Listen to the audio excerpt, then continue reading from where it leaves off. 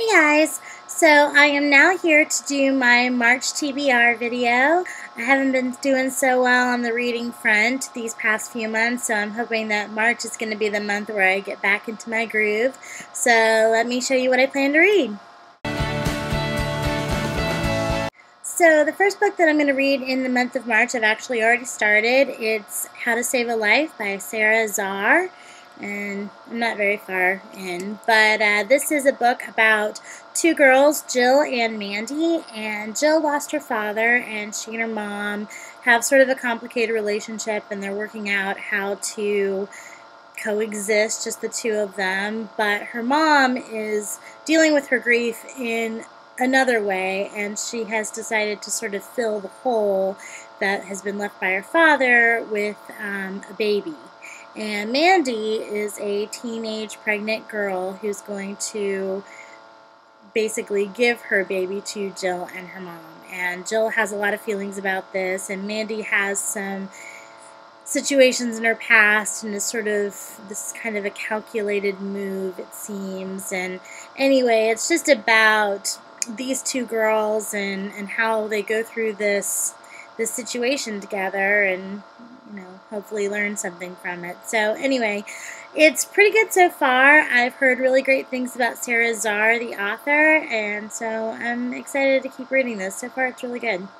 The next book in my pile is The Iron Knight by Julie Kagawa, and this is the fourth book in the Iron Fae series, and I have, for the most part, really enjoyed this series. I was not crazy about the second one, The Iron Daughter, much, and I'm not a huge fan of Ash, and this is a book that is basically told from his perspective. So I'm interested to read this book. I'm hoping that reading this book will give me a better appreciation for him as a character.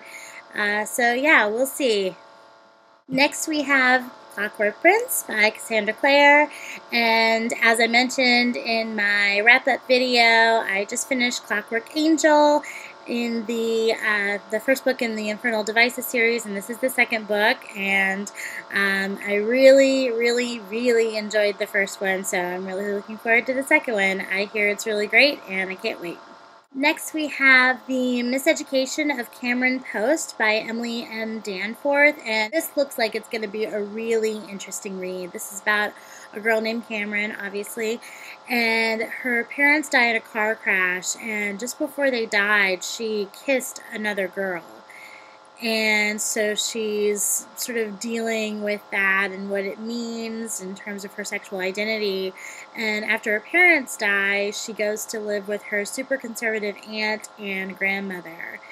And she meets another girl who she forms a pretty strong friendship with, and it looks like it's going to turn into more when her family sort of finds out about her interest in other girls, and so she's forced to sort of deal with it in a public way. And I think this is going to be really, like I said, really interesting, and really looking forward to it. I've heard some really good things about it, and definitely the plot is intriguing, so I'm looking forward to reading it.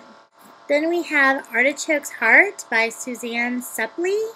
And this is a book that was recommended for people who are fans of Sarah Addison Allen's work, which I love her. I don't think this is magical realism, but it is sort of Southern fiction, and it's about a girl named Rosemary, and she's been single for a long time, and she's overweight, and her whole family is just bothering her all the time about when she's going to lose weight, and the only gifts she ever gets are like exercise equipment and all of that kind of thing. And so I think it's just a book about about that, and she does finally decide to lose the weight, and so it sort of is about her journey through that as well. And I don't know, it looks like it's really going to be good. I like a lot of the reviews that I've seen on it, so I'm looking forward to it. Plus, it's got chocolate on the cover, which, it's just nice to look at.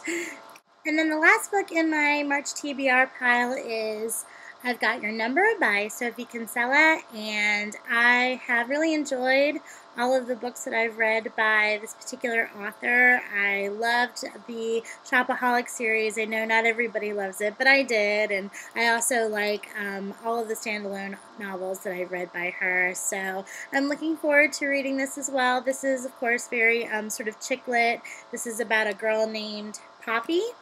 And Poppy loses her phone right after she gets engaged to her fiance, and she ends up finding an abandoned phone and deciding to use that instead. But of course, that belongs to a man who doesn't want her invading his sort of private life and reading all of his text messages. And so I get the understanding that something goes on between the two of them, but we'll see. I'm looking forward to reading it though.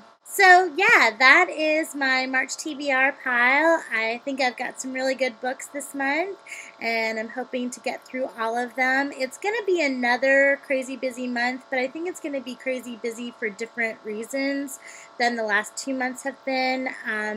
Work is getting really crazy busy. I work in college admissions, and it's that time of year. And I'm also helping my mom move, so that's going to mean a lot of long weekends, but for the most part, other than that, I'm pretty much going to be at home, so I'm hoping that I'll have a lot of time to that'll be my sort of unwinding time, is to be able to read when I get home. So I think it's going to be a really great month. Please leave comments. Let me know if you've read any of these books and what you thought about them. Of course, don't include any spoilers, but let me know if you liked them or not. And of course, let me know what you guys are planning on reading this month.